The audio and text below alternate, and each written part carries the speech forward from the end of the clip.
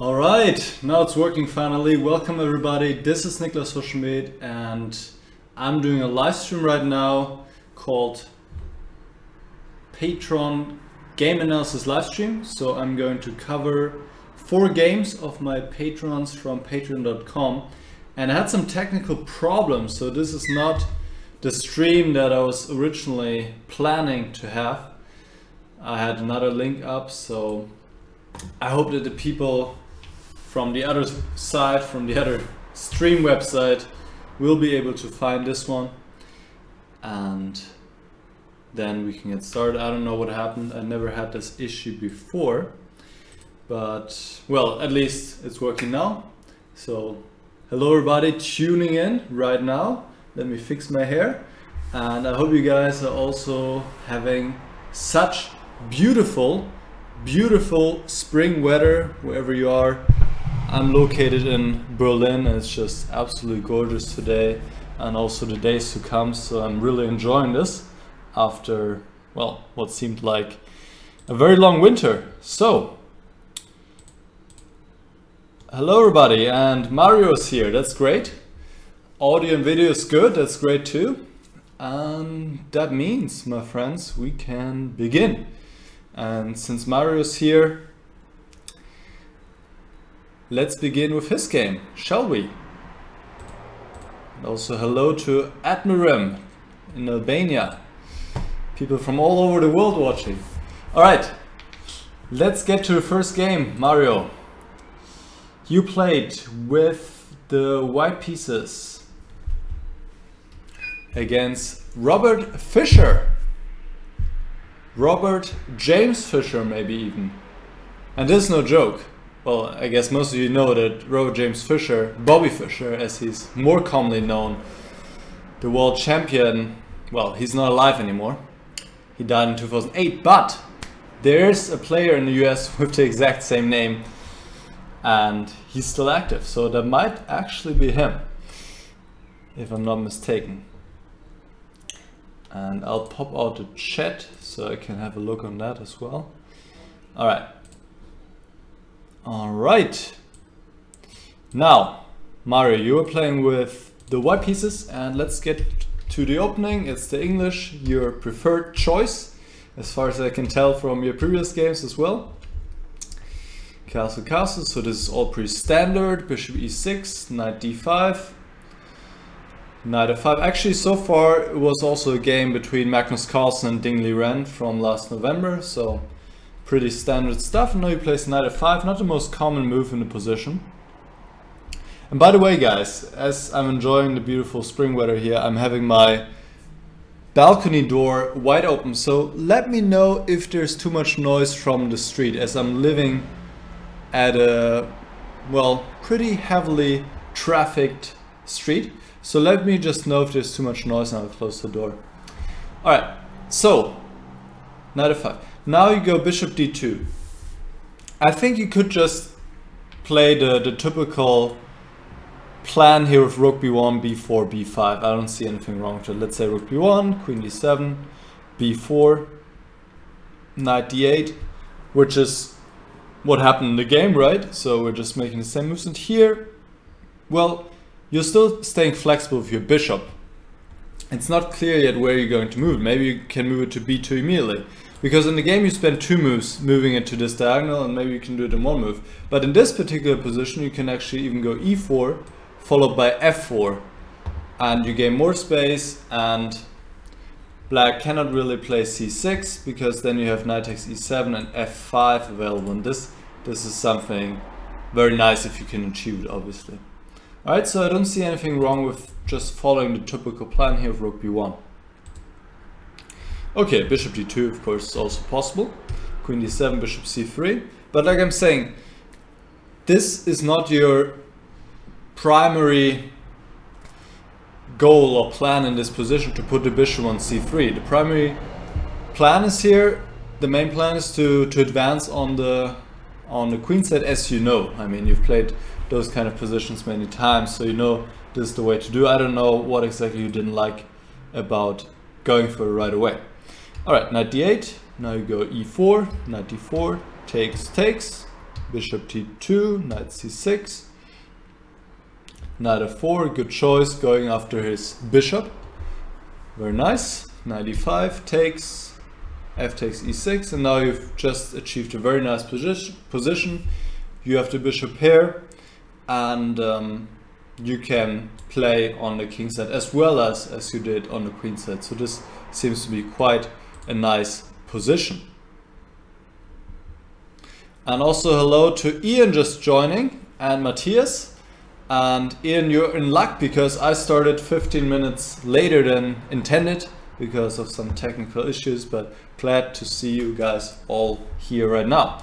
Back to the game. Queen e2 was played, now c5.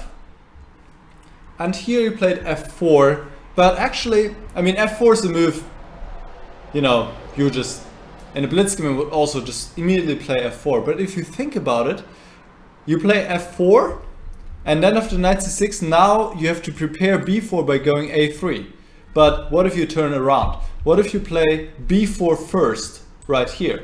Because then obviously there's no knight on c6 stopping b4. You can immediately attack the pawn chain here, open maybe the b file for your rook, and you don't waste a tempo on a3. So of course f4, just probably your hands were itching to play this move.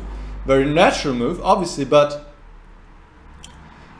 if you had reversed the move order, if you played b4 first, then you could have saved a tempo there. So just something to think about. Not a big deal, but those small things can also matter, of course. f4, knight c6, a3, rook a8. Your opponent should go a5 here, which he didn't. Rook a8, and now why not go b4? You played a3, so the logical follow-up would be to go b4 now. And once again, I'm not sure what you didn't like. Maybe you thought you can just play later. I don't know. But why not play it now? You always have the option to go b5. Okay, b5 is not really the main reason why you played b4. In most cases, you'll take on c5, then you have the b file available, can put some pressure, go a4, a5 if black goes b6, and you can maybe go e5, open up this dormant monster on g2. So many options. So I would just go for b4 right away because of the queen g4. Once again, your opponent could make this advance b4 much more difficult by going a5. Also queen g4, I'm not quite sure yet. I mean, another attractive option definitely is to play with h4, h5. I'm not sure why you need queen g4.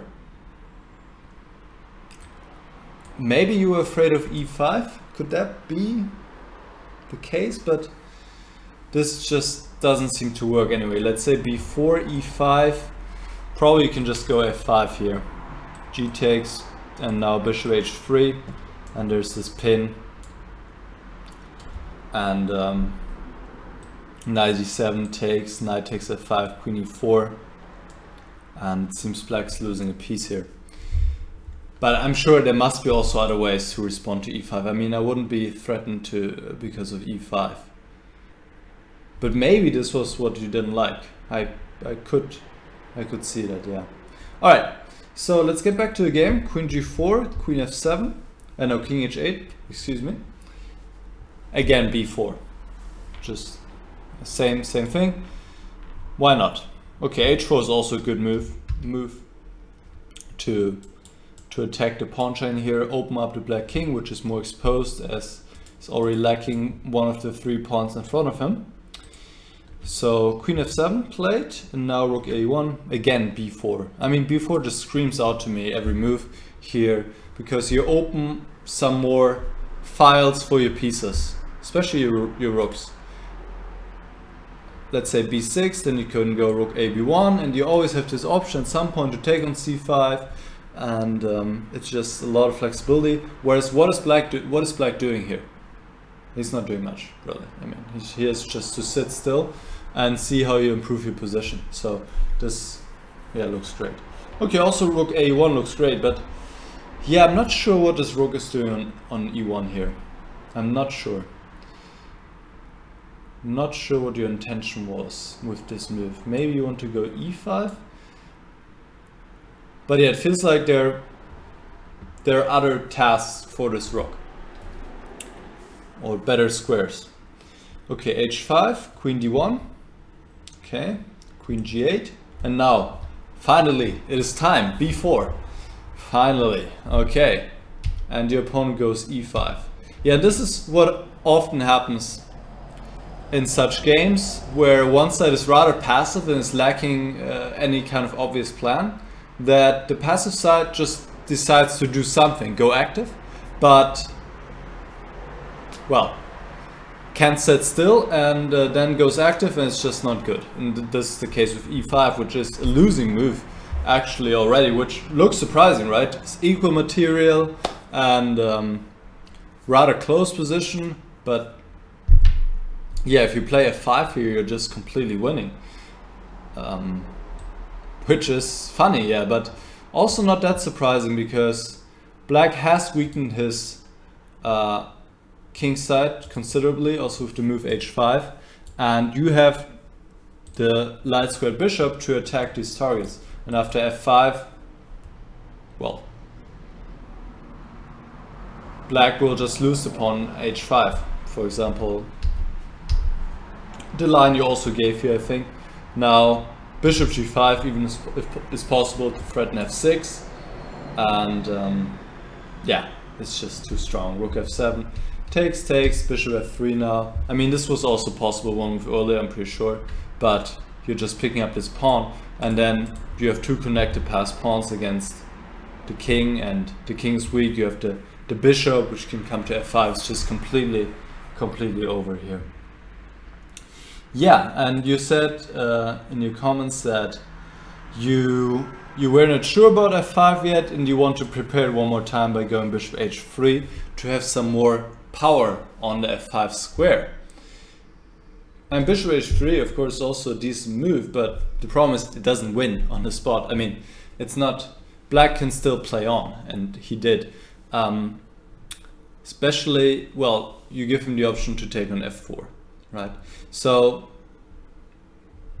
in this position, you don't need any more support for f5, obviously. Black cannot take anyway because of queen takes h5. So yeah, there was just no need, and also it's not clear whether you'll put the bishop on h3 or even go after this pawn, as you saw in the variation just now. Okay, so yeah, a little tough for me to say what stopped you there exactly. Maybe just more like a feeling, but not a concrete calculation. Maybe you want to improve your position too much before taking action, but in that way missing the right point in time to take action.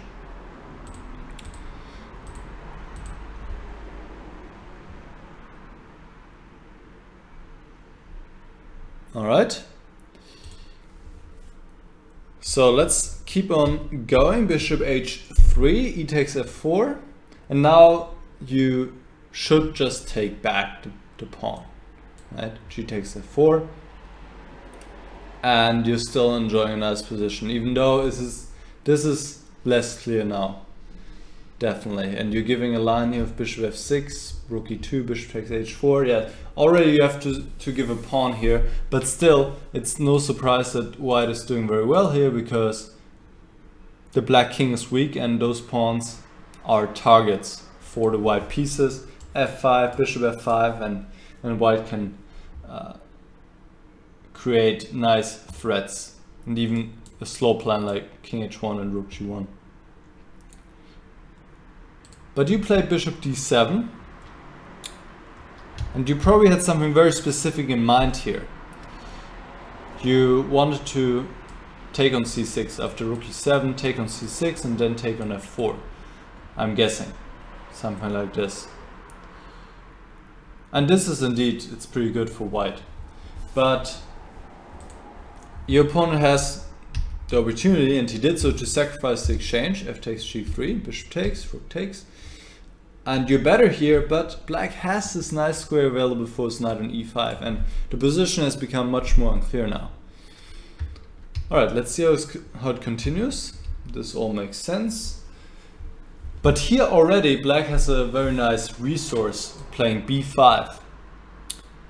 C takes b5 and c4, and black obtains a pass pawn on d4, supported by the knight, and actually the position is already equal because this knight is so strong on e5. Protects g6, covers the entry square f7, and this just works out very well. And your king, of course, is also opened up now. It's weak. You always have to protect it. There's no pawn shelter anymore. Okay, so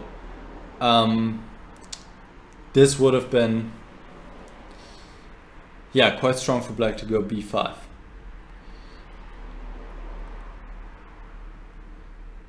So I'm guessing that you didn't think black would get such nice counterplay after bishop d7 giving the exchange, and it's just a very common mistake that also happens to me. I'm also very much a materialist, and I think, okay, I'm up material, I'm up in exchange, so this should be good, right? And black only has one pawn, but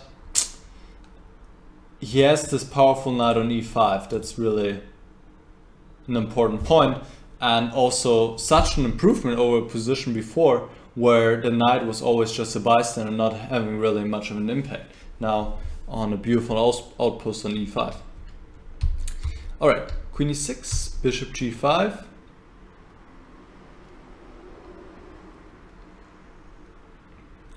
Rook g8.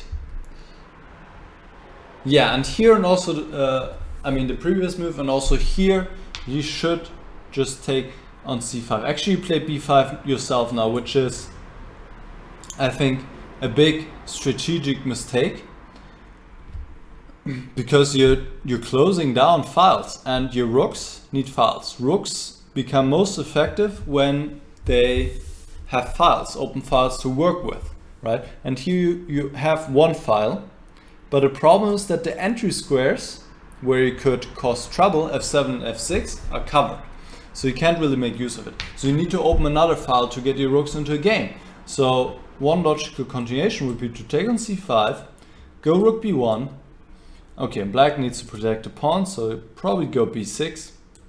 And then you'll start a4, a5, and you will eventually open up a file for your rook, either the a file or the b file. And then this rook will come onto action. And if it's on the 7th rank, suddenly it can get quite uncomfortable again for the black king. So this is, I think, the right course of action here.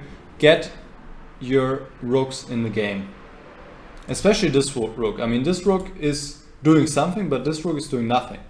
So we need to get this one in the game. And playing b5, you're, well, closing down the king side, and becomes much harder to do anything.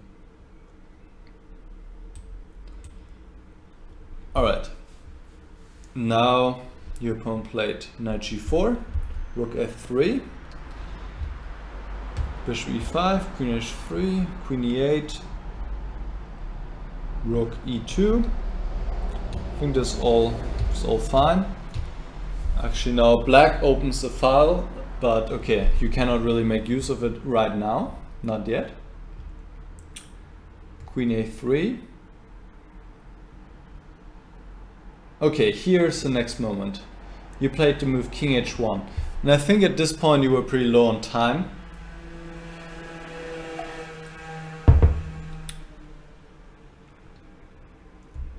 So let's see, king h1. But instead rook g2 would have been a good move, because in many lines you're threatening actually to just take on g4 and then to play rook f7, and the black queen is far away from the black king, so you can successfully go for a mating attack here.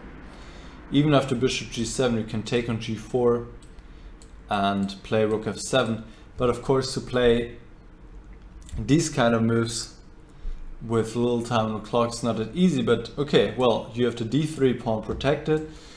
This one's hanging, bishop f6. It's a threat. I mean, once you see it, it looks very, very strong, right? And I think rook g2 also just makes sense to well, protect protect the pawn on d3 so you can move the rook to f7. I mean, this is what you want to do anyway, right? So makes a lot of sense to my eyes. Okay, but with little time on the clock, it's not as easy. King h1, queen c3, but now you're making a big mistake. I mean, a losing mistake, in fact. And I don't know what was going on here, how low you were in time, or what you missed, but after rook f8, you just leave this pawn undefended, and this is just such a vital pawn. I mean, this is the base of your pawn chain, and it's protecting those two pawns, and it's also stopping black from having a protected passed pawn on d4. So if you lose this without anything going for you, then it's just bad news, and that's what happens here, right? So rook f8 is just a big blunder. You could actually just, now the black has vacated the a file, you could go for the a file and play rook a2, and still you're enjoying a nice advantage. I mean, you're in possession of both the open files, and well, everything's protected. I mean, there's no problem, right? Only by playing rook f8 your position becomes suddenly lost, and that was, I guess in tennis they would say, an unforced error. You didn't have to go for this rook f8. I mean, even if you play something else, but I guess with little time on clock you missed something here. Rook f8, queen takes d3. Okay, now we play queen f7. Yeah, and this is making things even worse. But anyway, I mean, anyway, here your position is very bad already. Okay, queen f7, queen d1 check. Your opponent also misses the win here. Goes into the endgame where you're not that much worse. Still worse, but not that much. And now he makes another mistake. So going back to this phase, after king h, so in this position, you made pretty much three, okay, the first move is an inaccuracy, and then the next two are mistakes. So I would clearly connect this to your time management, and say that you need to, well, you need to do something about that probably, because, well, an otherwise well-played game you pretty much gave away in one move or two moves here, and it's great luck for you that the game still continues at all here, that your opponent didn't finish you off right away. So yeah, I mean, this is just, that's the thing in chess, right? You can play a good game and then throw it all away in one move. So I would recommend you to look into your time management and see where you spend a lot of time. Maybe note down your time consumption per move. Actually, that's something I've been doing as well, and it's just bringing more awareness to playing quickly, because at some point most likely you will always need the time, and it's this common bias, I guess, that we have when we have a lot of time on the clock. In the beginning of the game we take it slow, right? But those are the moments when we need to save time to have it later, of course. But for our minds it's difficult to grasp, really, even though logically it makes sense. But then when we sit there we still think, oh, we can take so much time, but really we shouldn't. Alright, back to the game. Let's see. Rook a8, rook f7, d3, rook d2. So this is all, you played this fine. But here you played rook f takes d3. Probably already with your intention to take on d6, I'm guessing, right? And to give back the exchange. But you could have also played rook d takes d3, rook takes c4, and rook a3. Once again, going for the open file. And you should get enough counterplay here, for sure. I mean, if, let's say, rook b4, you can even go for Yeah, king g7, rook f8. I mean, there's even a checkmate threat right now. So I think this was even better. Just keep the exchange and get active. I mean, this is just one of the most important principles in the endgame, to be active.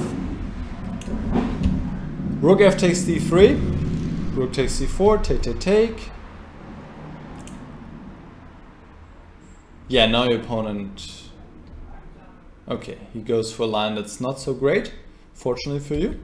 Knight f2 takes, rook b6 takes, and we have the rook in game, everybody's favorite. All right, rook g4 check, and here you make a decisive mistake. King to h3. Yeah, where to put the king? I can understand that you want to stop the h pawn. You were maybe afraid that the h pawn would run too quickly, but the thing is here, I guess, that you have to worry more about the c pawn. Because if black was to support the h pawn with his king, so put his king on the king side after taking on g5, you're always able to exchange these two pawns against each other. You'll just run forward with this one and then go after this one. So let's just play it out, okay? Something like this, okay? Check. So let's say black goes for this one.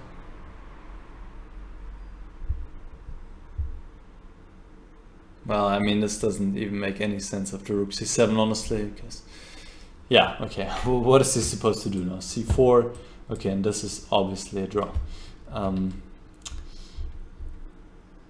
Yeah, and if king e6, then, well, then you're just much closer to this pawn. You can always put your rook on h7 to stop this one. So this one's not going anywhere. h4, rook h7, you're completely fine here. Yeah. So just an unfortunate decision here to play king h3 when I think the position is lost. Just because your king is so far off and you're not able to exchange those two pawns. Just not possible.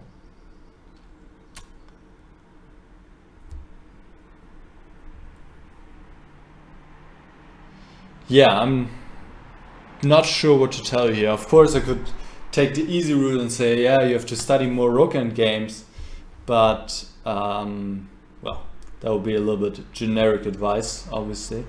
So I would say it's also a lot about experience, and I guess also a lot just about calculation and considering what your opponent wants to do. And his only hope is to support this pawn, the c pawn, and so you need to bring your king towards the c pawn as well. That's just what it is. So yeah, unfortunately you chose the wrong move here, and then there's no hope here, I believe. Even if you try king h4 here, I think it's lost.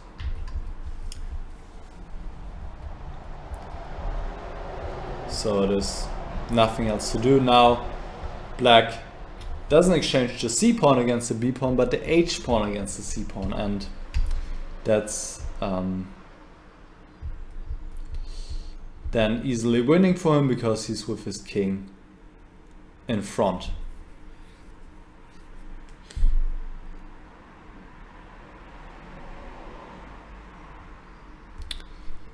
The mosquitoes are coming in. Sorry, I'm getting distracted.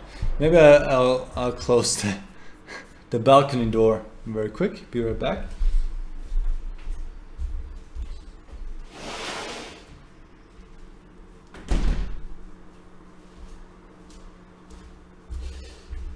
All right, so let me check the chat and if you have any questions, Mario, about this game.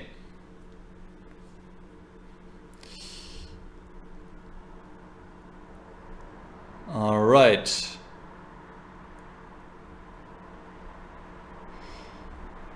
And I see your comments, Mario. Thank you very much. You're saying,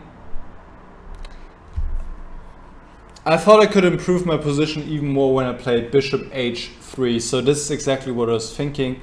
you thought, okay, I can maximize everything, and that's a good strategy, often in positions in where you are in control, and that was very much the case in your position. But of course, there's also the moment in time when you have to take action, and if you don't see anything wrong with it and look strong, then just go for it next time.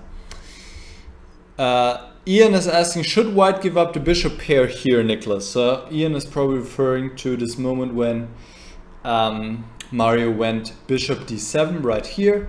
And yeah, me personally, I wouldn't trade this bishop because this bishop doesn't have a counter player. Black already exchanged his light squared bishop. And it also supports my king. So bishop d7 is possible, but my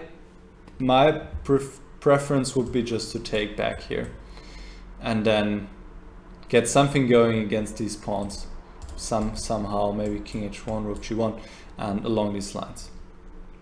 I mean, bishop d7 is possible, white is also better there, but it's I think much more difficult after black sacrificed the exchange.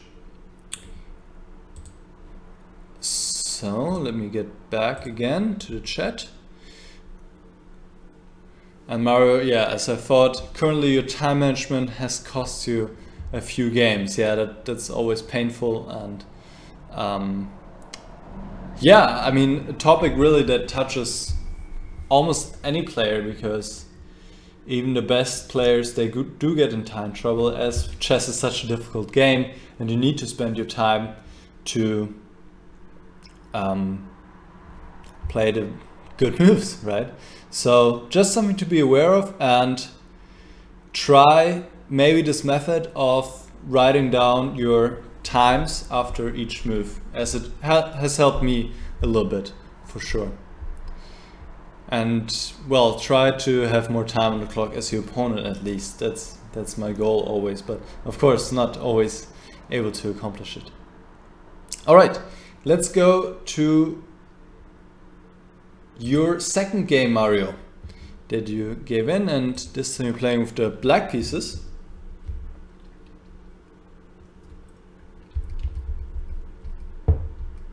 All right, game 2. Actually, I'll do this again, as I'll have to edit it later anyway. So, game 2, Mario, you're playing with the black pieces. It's a Sicilian, the Taimanov variation, as far as I know, even though Taimanov probably would be more like queen c7, but I guess a6 also counts as the Taimanov. Well, anyways, let's see what happens here. Bishop e2. Now you go knight g7. I checked I don't know this variation at all, actually. I've never seen this bishop e2 move, even though of course it's one of the main moves, but I play something else here with white. And I checked the database, and here queen c7 or d6 seems to be the main move, especially queen c7. And knight g7, I would look up this variation again. I think it's not completely sound. I mean, I only checked briefly about bishop g5, as well as bishop f4, knight g6, bishop e3. The computer quite likes for white. Again, I didn't look into this too much, but maybe you want to check this. Okay, knight b3, b5, castle, knight g6, bishop e3, bishop e7, f4, d6. Bishop f3, this seems all pretty standard. I mean, it's a normal position. The only difference is that the knight is on g6 instead of f6, so that's interesting. Of course, the advantage is that you're not running into any e5 stuff, attacking your knight. The disadvantage is that you're not putting any pressure on e4 and you're not supporting d5. So, well, we'll see how this turns out. Castle, rook a1, bishop b7, g3, rook a c8. This is all looks very natural to me. Bishop g2, knight a5 I also like. Standard maneuver, takes, queen f2. But here, I think this is the first critical moment in the game. You could have gone for b4. Obviously, I'm sure you consider this move, but white can go bishop b6. And now you have to play queen h5. Probably didn't like that your queen was kind of running out of squares. But it all works out here, and white needs to play a move like knight a4, when you could go maybe queen b5, b3 and f5, and position is roughly equal. But I would actually prefer black here. I like black here. One important point is, of course, that after bishop f3, okay, even if you play queen h3, I mean, you're doing okay, but I understand that the queen on h3 looks a little bit dubious. But you can go knight takes f4 here, a nice little tactic. Because after bishop takes h5, you have the fork and pick up the piece next move. And after g takes f, you can go queen g6 check, and then take on c3 next move. So that works. So, well, also a nice little trap, right? So b4 was possible. But okay, also after queen c7, not much has happened. Except for now, obviously, it becomes much more difficult to play b4. Which still, I think, should be one of the main plans here for black in the position, to prepare with a5. So, for me, this looks very natural, to go bishop c6, put the queen on b7 possibly, put more pressure on the pawn on e4, and then preparing a5 and b4. This looks quite sensible here for me. Okay, bishop f6, also, I guess, pretty normal. Bishop rook to d3, queen b8. Bishop d2. Rook f to d8. Here, actually, you had the option available to go a5 right away. Because after knight takes b5, you can take on c2. And well, you have the rook on the second rank. That's pretty strong, and you always have these bishop a6 ideas, which is why white cannot take on d6. Bishop a6 wins material. So I like a5 here once again to go for this b4 break and put pressure on white on the c file. Okay, rook f d8. Rook e1, now bishop c6, knight d1, rook d7. Yeah, I quite like this maneuver here. Rook d7 and bring the bishop to b6. But of course, okay, white doesn't allow this. Plays bishop e3. Queen b7. So there has been a lot of maneuvering so far in this game, yes? Queen d2. And here, as you also pointed out, you could have just taken on e4. Because of the takes, rook takes c6, takes. I mean, this is all pretty forced. You can just come back with the queen, and the knight is awkwardly placed. So white cannot support the queen on the d file. And after knight f2, you can go knight e7, bring the knight to d5, and of course you're doing wonderfully here because you have the safer king. The white king has opened up with the light squares weakened on f3, and you have a nice knight on d5 which cannot be attacked. So this is just a very nice position indeed, yeah.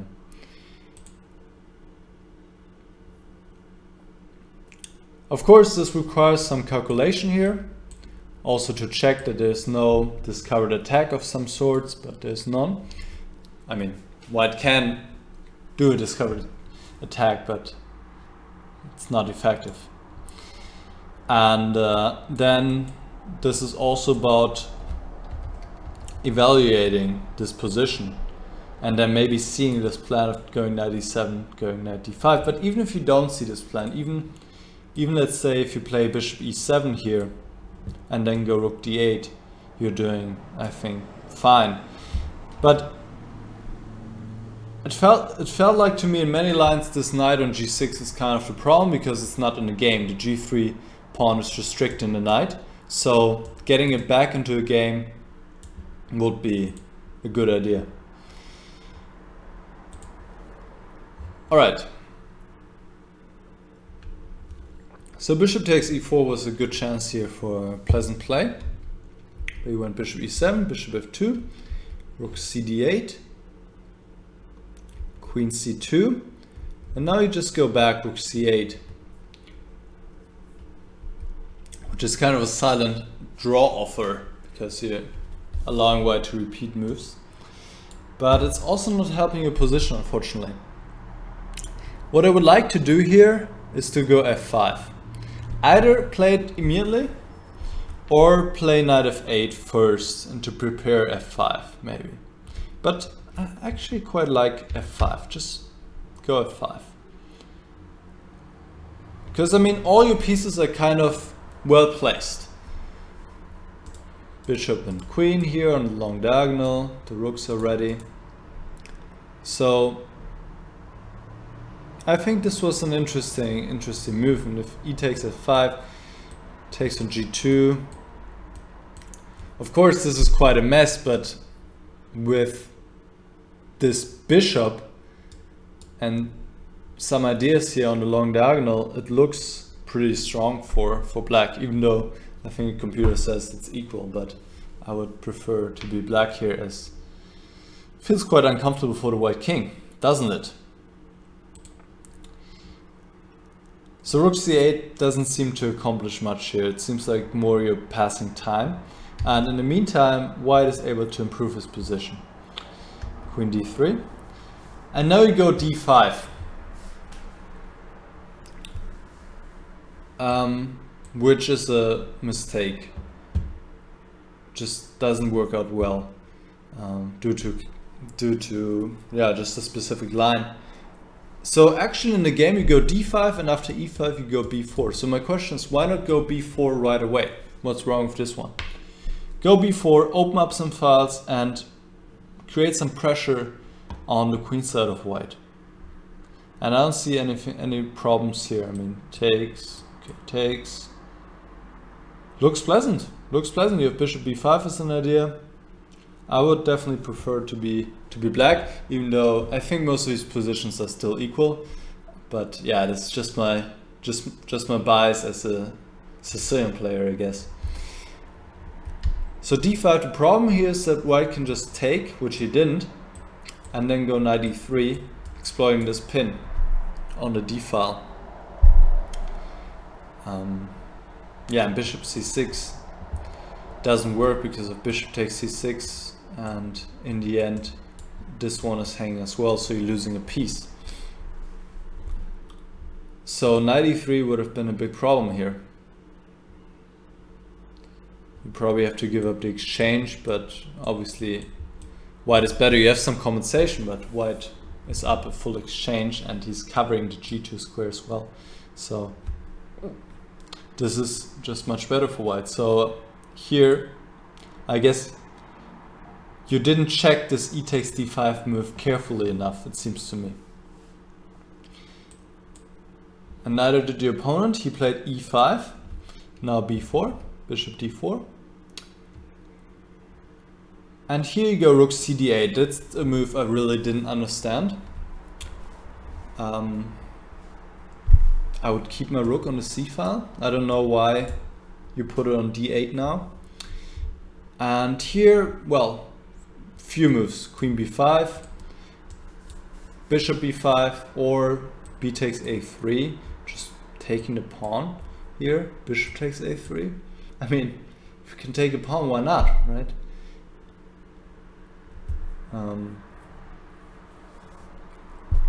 Rook a2, queen b3.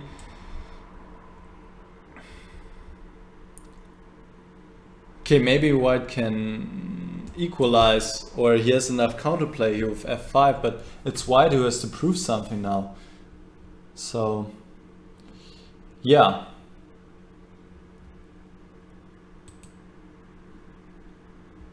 Here I think he could have chosen a different move, definitely, than rook cd8. Okay, takes, knight e3, bishop b5, queen c2, queen c7, h4. Yeah, now you go b takes c3, but you could have also gone bishop c5 right away. Because after b takes c3, you're giving white the option to take with the queen and to keep the b pawn as a passed pawn. And this would have been better for white. But he played b takes c3. So instead you could have gone for bishop c5 right away here. Okay, just a minor detail. Takes, bishop c5, queen d1, knight e7, queen g4. Yeah, but here, I mean, it seems you're a little bit too anxious. You're playing a prophylactic defensive move, king h8, when you could have gone active yourself.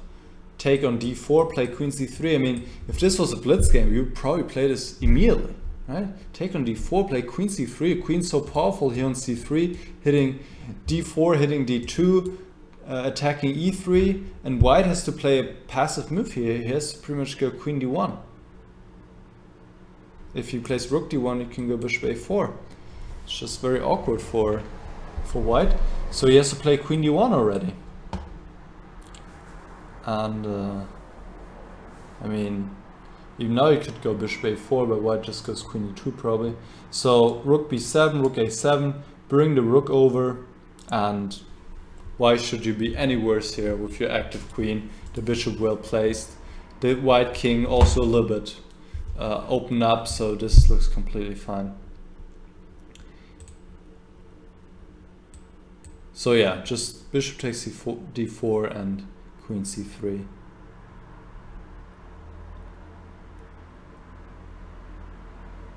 Okay, king h8.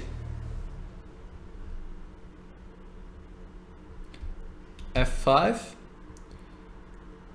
E takes f5.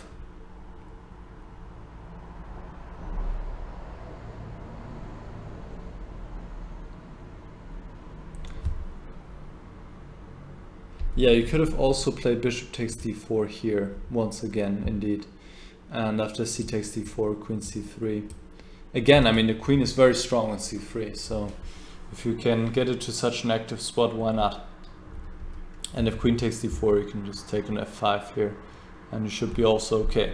But I guess you, for some reason, didn't like something there, or maybe you were also low on time here. Yeah, probably you were, because it was the 39th move. Alright, takes,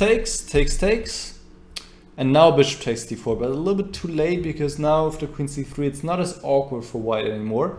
You can go queen f2. Still, I think you should be okay here, but you have to be a little bit careful now. And here it's a critical moment. You play queen a3. But the queen is perfectly placed once again on c3, hitting d2, hitting d4. That means the white pieces are a little bit tied up. They have to defend each other, right? And by playing queen a3, you're lifting up this tie. So instead, king g8 was good, also to get out of any back rank checkmates and to prepare rook f8.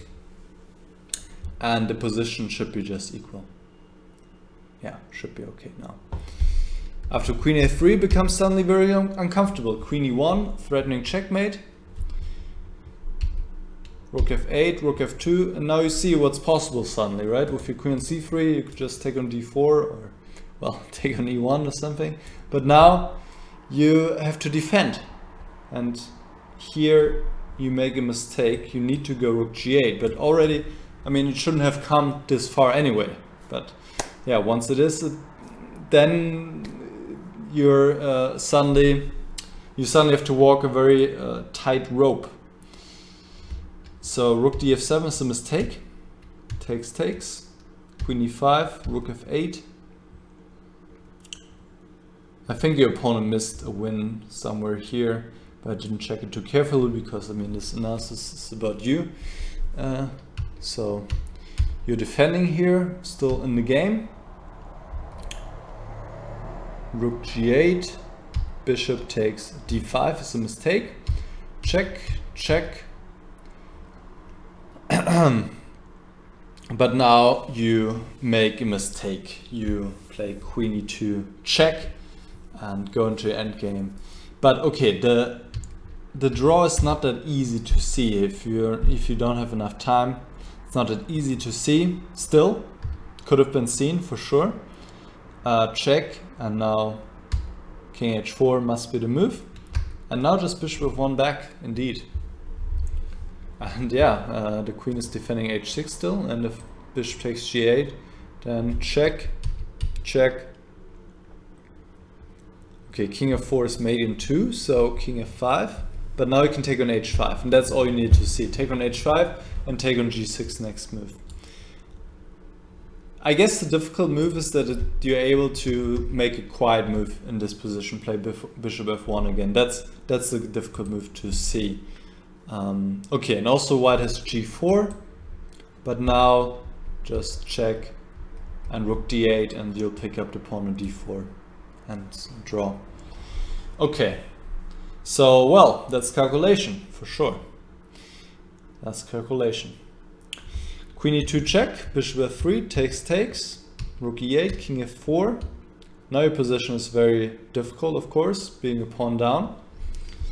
g4, bishop e6. Yeah, maybe you need to play king g8 here, but in either case I think it's very difficult to hold this position. Play bishop e6. But now your opponent plays king e3, which is a huge mistake. Probably you both were tired or low on time, or both, most likely. And here, of course, you had the golden chance to save the game, just going bishop f7, taking on e5 next move, and there's nothing white can do here, and will be a draw. But unfortunately you missed this, and instead played the losing move here, king g8, after which white can just take on e6 and yeah, go into a winning pawn endgame. Yeah, very, very unfortunate turn. Yeah, very unfortunate end to a game. Yeah, and another loss. It feels undeserved in a way. Yeah, from the course of the game, also from the previous one, that you shouldn't lose those kind of games. Just feels like. And in both games, one has to conclude, or have to point out that you made a mistake very, very late in the game, in the end game. So maybe tiredness, fatigue also played a role there. I mean, most likely it played a role there. So also something to consider. All right, before I come to my conclusion, let me check the chat once more.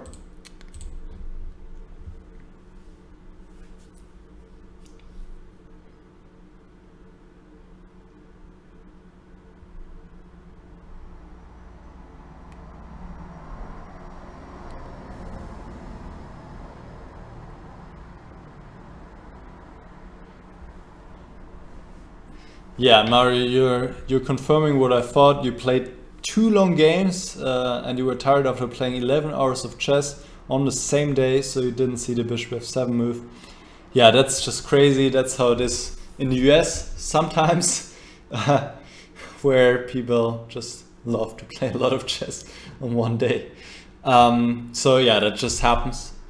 And well, it's just something, I guess, that you can work on with, I guess, doing those tournaments more often, and getting used to still having your concentration up after a long game. And you're also saying, I did consider b4 earlier, what we saw, but you didn't see this knight takes f4 tactic. So this is again tactics. All right, so what can we conclude from the 2 games? I think openings were fine. First game, definitely you got a pleasant position and you outplayed your opponent there, and you were strategically pretty much winning at one point if you had played f5. And in the second game I would look into Sicilian a little bit more, but I think openings are not the issue here for you. I think the issue well, I would boil it down to two things. Probably it's the time management. So there I cannot really say where you're spending your time, whether it's in the opening or somewhere else. You can answer that yourself best for sure. But you need to have more time left when it comes to move 30 to 40, especially in the US as they play with delay. And that's, I think, just 10 seconds. You're not gaining any time. So it's even more critical that you have enough time left, because once you have, like, I don't know, 30 seconds, you're just not gaining any more time until move 40. Whereas obviously in Europe, we usually play with increments. So after every move, you get half a minute. So it's quite different. And even if you're very low on time, you at least get half a minute. But if you're down to 10 seconds, you play a move and you don't gain any time, and then when your opponent plays a move, you only have pretty much 20 seconds left. That's, yeah, not so great in some positions for sure. And of course, then mistakes will happen. So time management is the one thing, and then the other thing is just calculation and tactics training. Also with the other game where you played rook f8, just hanging a pawn on d3, just leaving this pawn unprotected.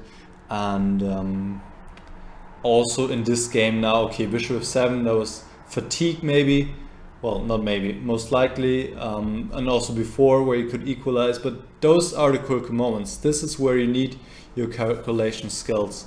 Those are the moments. I mean, it's the same in my games. This is what makes a difference. Can you, when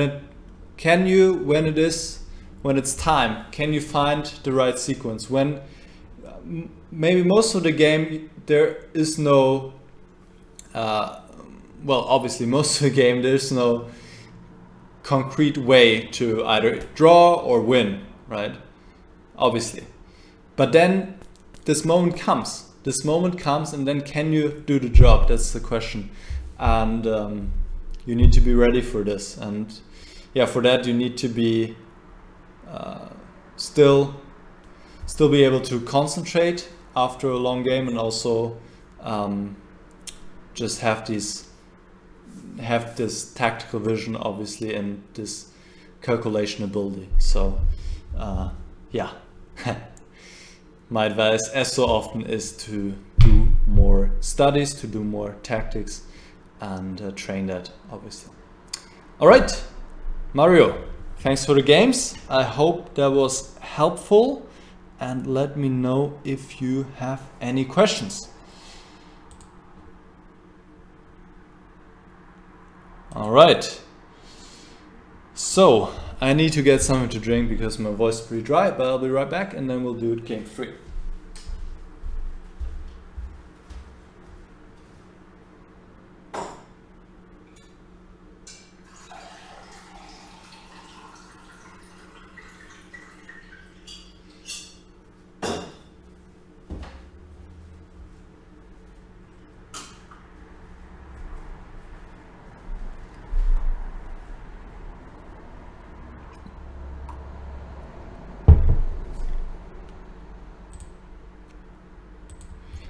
All right, game number 3, and we have the game by King Hunter. And let's see, is this the game I want to begin with? No, I actually want to begin with this one. All right, here we have your game. You're playing with the white piece against Knight's Tour, and let's get into it. I'm glad to see, Mario, that my feedback was useful. All right, knight f3, d5, g3, c5, and now you go d4. d4 at this point doesn't really make that much sense, because you can first play the other useful moves, that is bishop g2 and castle. So for example, bishop g2, knight f6, castle, and you let black decide what he's going to do next. For example, now if he goes knight c6, you can go d4, and it's a different kind of thing, because here you can take on c6. Whereas if black, for example, doesn't put his knight on c6, here you can still do this, but actually this is, even though black's losing tempo, this is completely fine for black, because now you have to retreat with the knight and then black just develops and he's fine. So I wouldn't go d4 so early. Okay, or go d4 here. You can play d4 here, obviously, and then on so on, because now after c5 you can go c4, and this is quite fine for white. Okay, just a little side note on the opening, e6. Okay, your opponent doesn't exploit it really, because if he wants to exploit it, he can just take on d4 here, and after knight takes d4, he probably can already go e5, and this would be just completely fine for black. Okay, so e6, bishop g2, knight c6, castle knight f6, c4, that's the main move, takes. But I think you weren't too familiar with the theory here, because now you play knight c3, which after this move you're not really fighting for an advantage. Okay, knight bd2 is clearly the main move, and also makes a lot of sense because you're attempting to win back the pawn, which you will. Black cannot hold on to this. But recently there has been a trend that also knight fd2 is being tried. For example, Carlsen played this move, and I think Anand also played this move, and just another try here. And then I think all these positions are just a tiny bit better for white maybe, but ultimately black should be able to equalize, I think. I haven't spent too much time on this, but also from the results I saw. But after knight c3, I mean, you need to win back this pawn, right? So rather sooner than later, and yeah, in the game you're not able to, and that's a problem, because then you're pawn down. Bishop d7. Here you should play knight d2. Again, go after this pawn, and if knight a5 now, then knight d4, knight takes, and well, bishop e7, and you have sufficient compensation here. Bishop f4, and this should be still equal.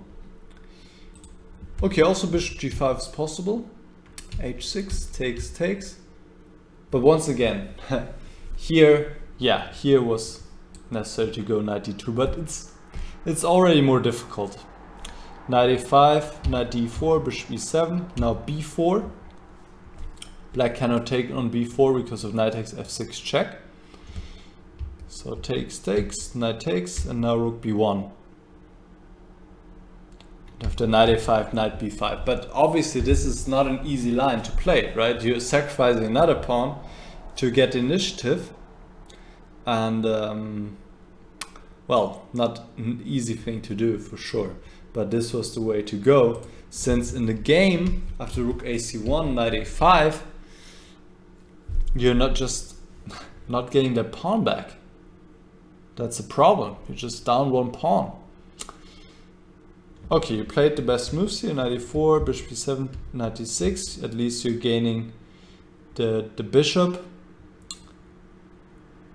But still, pawn is a pawn. And here, rook d1. I would maybe keep my rook on d4 so I can at least annoy my opponent by, for example, putting my rook on h4 later. And it seems the rook can be rather, well, strong on the 4th rank here. So this rook d4 seems like a better try to me, to just set some problems for the opponent. I mean, this is what you need to do here. This is what you need to do if you're worse. Always set problems. Rook d1, bishop c6, knight d4, takes, rook a c8. And here, the best try would be to go b4 or b3, but b4 is very forcing. Black has to take en passant. And then we would like to get the rooks maybe off the board, but after knight takes b3, black can just go knight c4, so that's not really that great. So a takes b3, and at least you have gotten rid of this pawn on c4, which was already far advanced. And you definitely have some chance to hold this. For example, a6, and now maybe g4 even, to fix the pawns here, to claim some space. And I think you have decent chance to hold this endgame. Of course, you have to defend probably for a long time, but you have chances to hold this for sure. Whereas after knight b5, this is not accomplishing anything, unfortunately. Yes, you're getting your knight to d6, you're attacking something, but then already you're getting pushed back and you're just helping black here. Look what happened here. Look what happened. You played from this position to this position. You just played knight moves, right? In the meantime, black was able to play a6, to play f5, the move you want to play, and to get his rook to d8. Whereas you have moved around with your knight. So you need to ask yourself before you go for some kind of plan or some kind of maneuver if it's helping you and what you're accomplishing. So here, yes, you could bring your knight to d6, but it couldn't stay there. If you could anchor there, would be great, but you can't, and black just can push it away, and that's that. So just doesn't do anything. Okay, knight f3, rook takes, rook d6. You evaluated correctly that the knight endgame would be completely hopeless here, so rook c1, avoiding the knight trade, f6, and now you play king h3. I like the creativity here, going with the king on a little march, trying to get some counterplay, but it's just way too slow, unfortunately. Way too slow, so it just doesn't work. You would need to play king f1, get your king closer to the queen side where he has the majority, and then just try to defend. I mean, this position is lost, I'm pretty sure, but well, we're all humans, we all make mistakes, and as long as you can set problems, there's a good chance your opponent will make mistakes, so you need to try it. Right? And after king h3, it was too easy for your opponent to win this game, really. I mean, I didn't see any more chances afterwards. Yes, you win the pawn on h6 eventually, but obviously your pawn on h2 is way too far away to do anything, and it's just hopeless against these two pawns. They're too quick. And even though you get black to sacrifice the rook against the pawn, he has his two advanced pawns here, and one of them will queen, and that's that. So just didn't work out with the counterplay, unfortunately. Yes, so what can we take away from this game? Well, for one, you might want to spend some time with this opening and look into knight fd2 or knight bd2, the two main moves here. And also take your time in the opening. Probably you did, but if you're pawn down, you want to get it back, especially in the endgame where there's no mating attack or anything going on.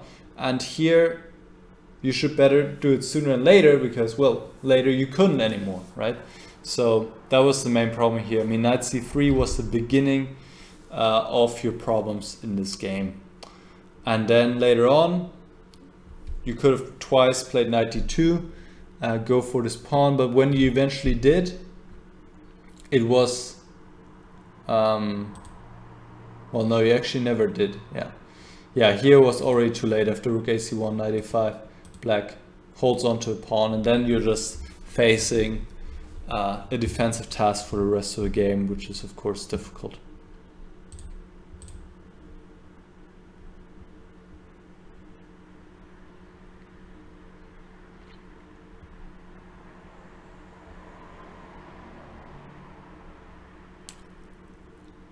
Alright, and you're saying that you normally play queen a4, and first time I played this queen d takes c5. Yeah, this also explains what is going on here. Okay, queen a4 I'm also not familiar with, but okay, I don't know much about this opening in general. So yeah, if you play a new move for the first time, you need to look a little bit into it and figure it out, and I'm sure you'll do so before your next game in this variation, hopefully.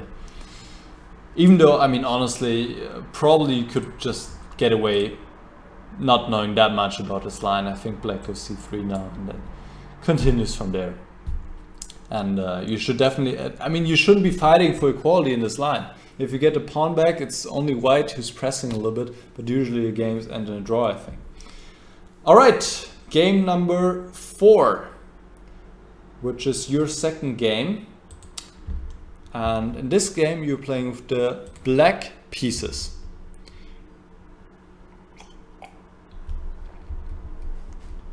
And it is your beloved French.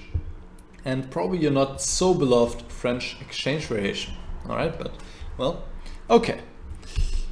Gotta deal with it. Here you go knight c6, just a minor thing. The main move is bishop d6. You still want to, I think, remain flexible with this knight.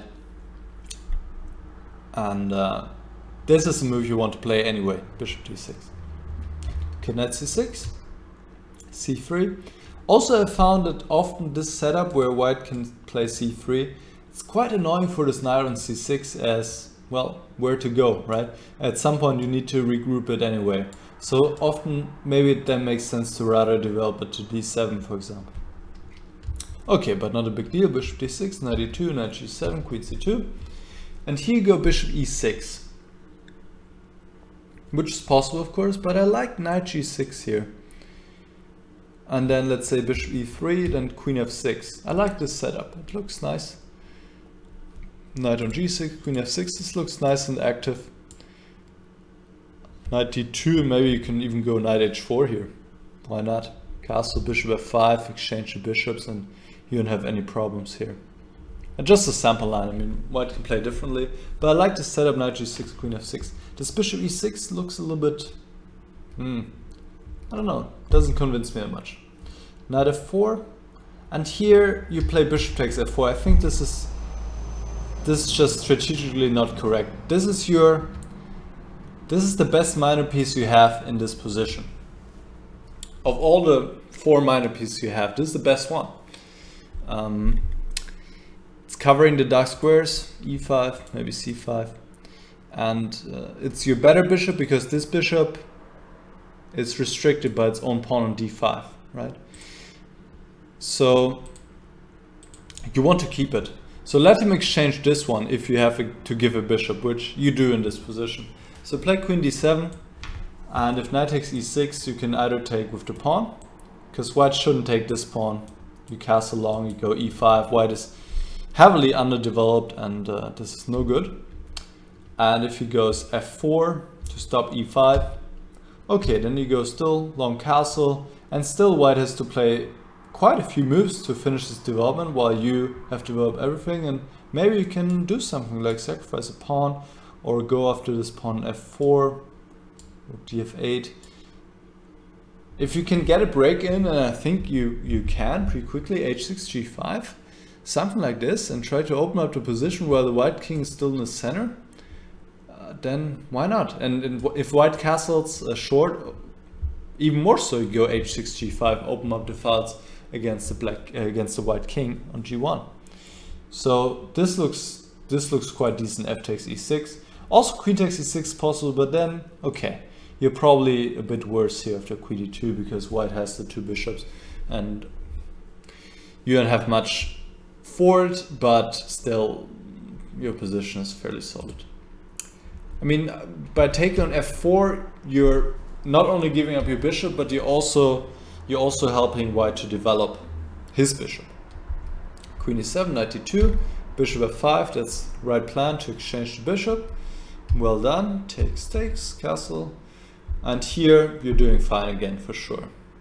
Here you go knight g6, which is possible.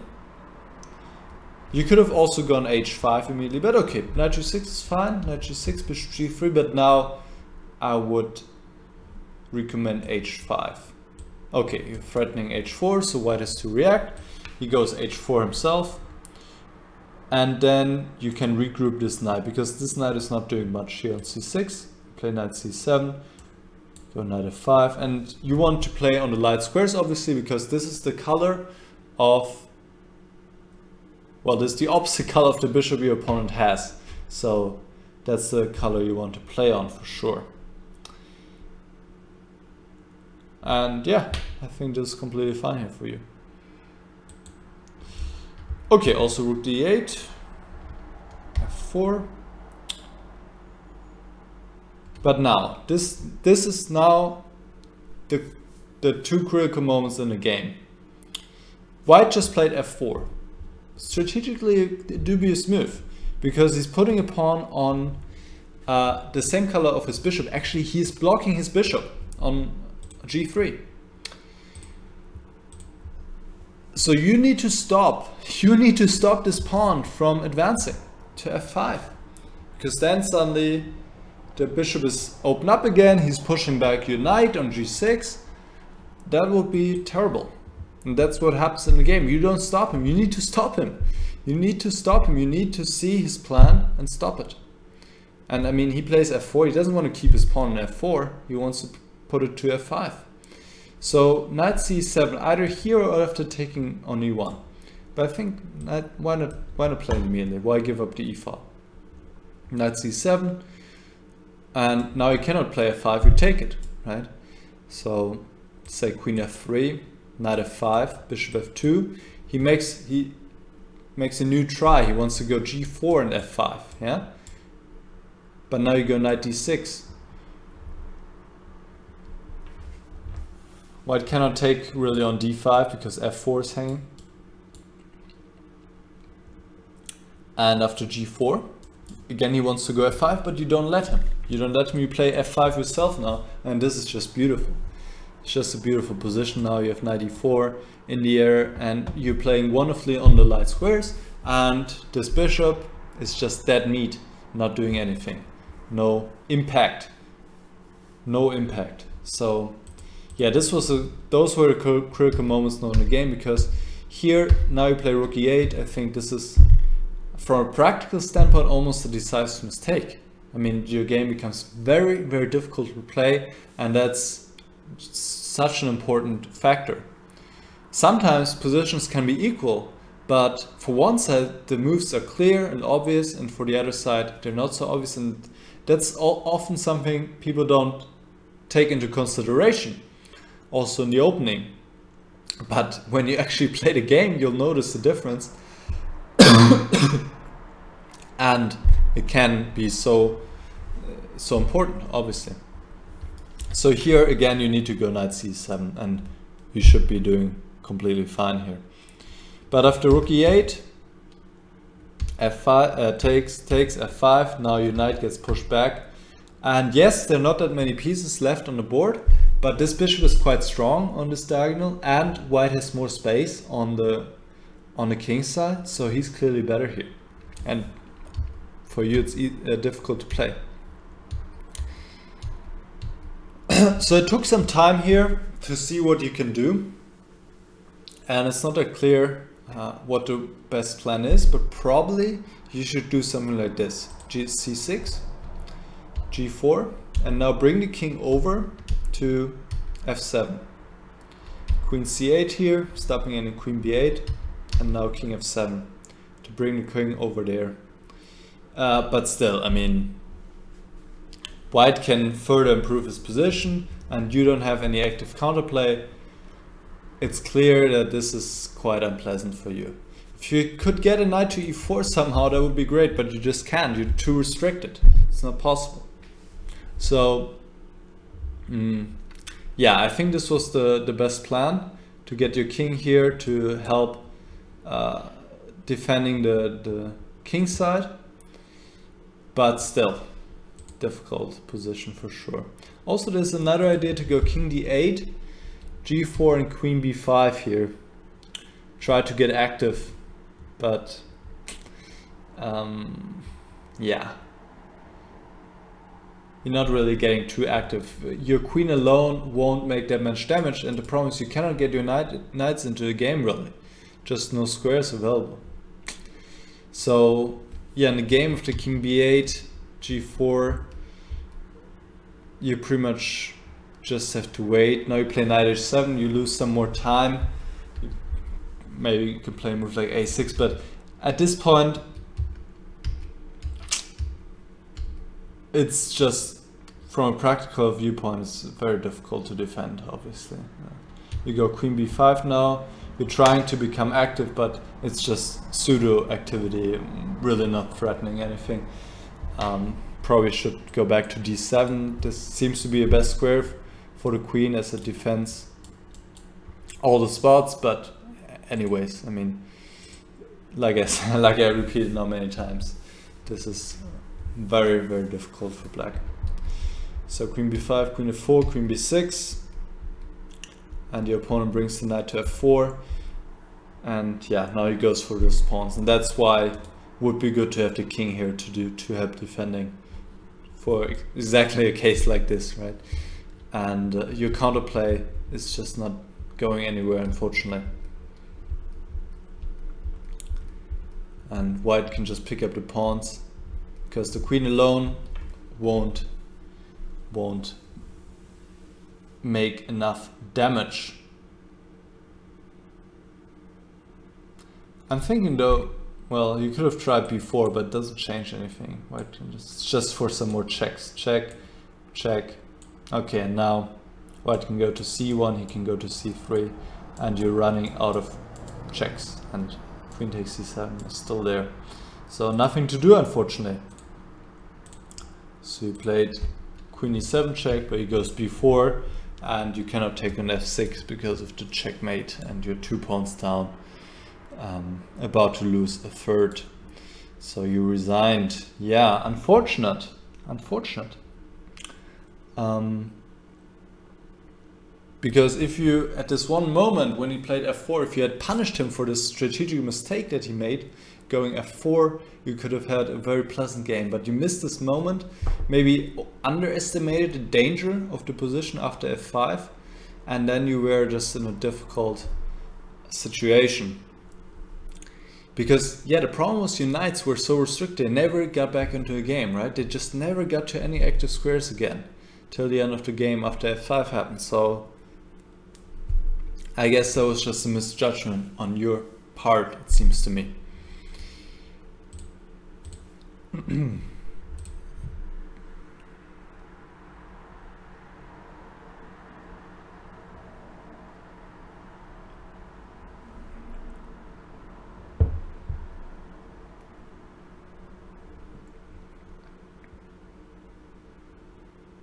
Alright, I'm reading your comments in the chat.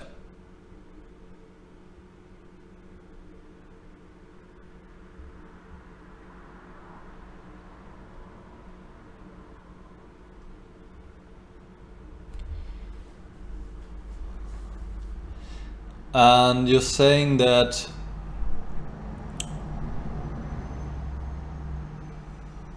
you have never seen this line before with bishop d3, I'm guessing. But I think it's the main move here, bishop d3, stopping bishop f5, as you're saying, yeah. Yeah, and I would just play bishop d6, like I said. And then knight e7 is typical way, bishop f5. Okay, there's some lines, and actually people try it more often these days, but if you know your stuff, should be fine, of course. And later on, also what I want to point out, you thought that e6 might be a weakness. Yes, when you first look at it, it looks like the backward pawn, but here already, black is threatening e5, you're better developed, so white has to do something. He has to go f4, otherwise you go e5 and you're completely fine. And then the question becomes how to evaluate this position, but like I said, with the lead in development you have, it feels like it should be fine. I mean, if white was able to stabilize, play knight d2, knight f3, obviously he cannot even go knight d2 because of bishop takes f4, but if he was to be able to do this and then castle and so on, he would be better. But, well, he can't. So I think you should have something going here. Like I said, I like this plan of h6, g5, something along these lines. Even sacrifice a pawn. Why not? If you're having this lead in development, you want to make something out of it.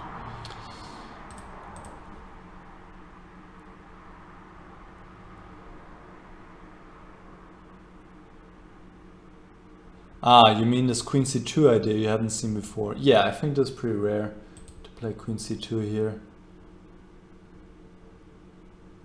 Yeah, Okay, stopping bishop f5, yes, yes. Okay, but yeah, like I said, this knight g6 and queen f6 plan seems a good way to deal with this.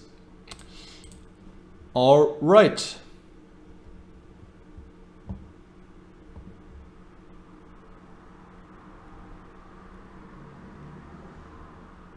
So, time for the conclusion for your two games, King Hunter. Yeah, unfortunately, it seemed to me that you lost the games to a certain degree because of the opening. I mean, the first game for sure, because there, when it was still mainline theory, you deviated, and then you already were with your back to the wall because you had to regain that pawn. And then in this game, you were also a bit worse, I would say, after the opening.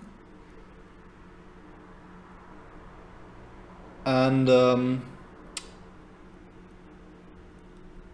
but in this game it was different because I think there were some strategic mistakes here. First, on your part, giving up your bishop here.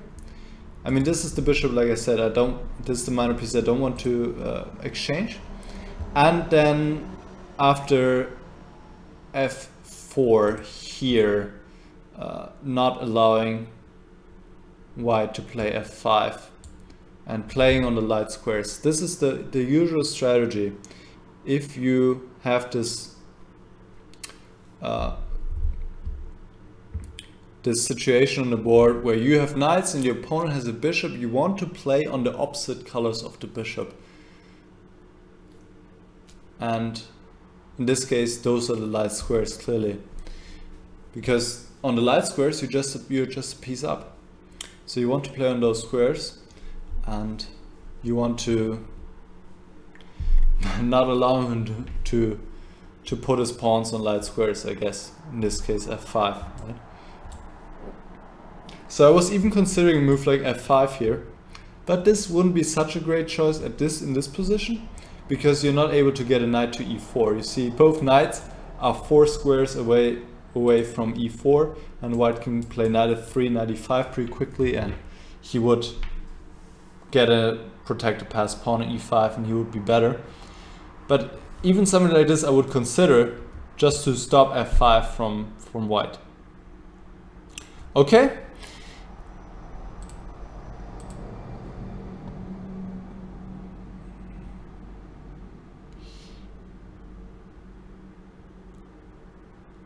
Yeah, you're saying it's the first for you getting clear worse openings. Well, I mean, you weren't clearly worse over the opening, but this impacted the rest of the game, clearly.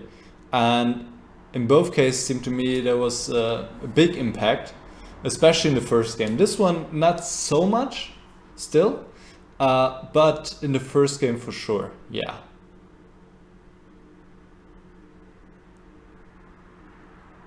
Yeah, and also a good point you're making. This time it wasn't tactics. Yeah, that's really unusual. This time, in both games, there weren't tactics you missed.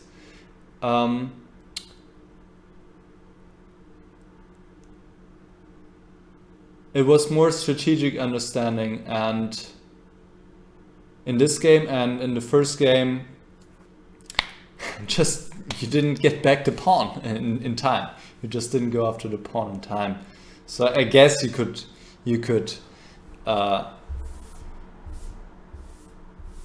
say there was calculation to a certain degree, because you didn't see maybe that your opponent was able to just hold on to the pawn as he did. But okay, yeah, it wasn't concrete tactics. All right, thanks for sending in the games, and of course thanks for the support, you guys. Very appreciate. I can't talk anymore. Too long. I appreciate it a lot. So let me get to some questions in the chat before we'll end the stream. Mario is asking, what is your next tournament, Niklas? Why didn't you play in Baden-Baden? I would have liked to play in Baden-Baden, but I was playing in the European Championship right beforehand, and the day the European Championship ended was the first round of the Cranko Chess Open. So that was just too much. I was also pretty sick during the tournament, and I mean, some players did it. They flew right to Baden-Baden or to Karlsruhe, where the tournament was held, and I played. But for me, it was too much. I couldn't do that. And my next tournament will be the Mitropa Cup, which is a team competition of 10 Middle European teams. Germany one of them, and they all play each other, and that will be in June, so not too much for now. And let's see if there are any other questions. Nicholas is saying, good to have you back in action. Well, I've been in action the whole time, but yes, I'm doing more for my channel again now. I'm pretty sure that's what you're referring to. So yes, happy to be back and happy to see that people also like me seeing back. And yeah, I'll keep going for this goal, but not with the same hardcore speed that I was before. I'll keep it in mind. I still want to improve my rating and just see where it takes me.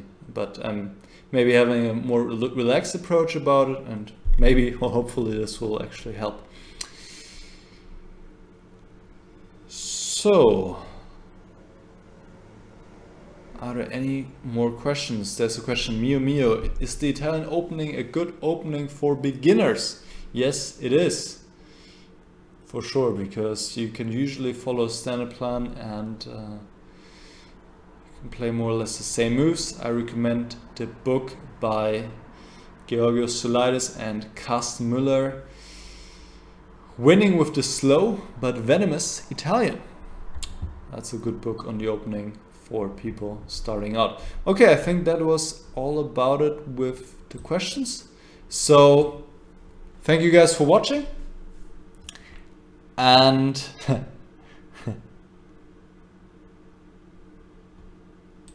and I'll see you next time. Thanks guys, bye bye.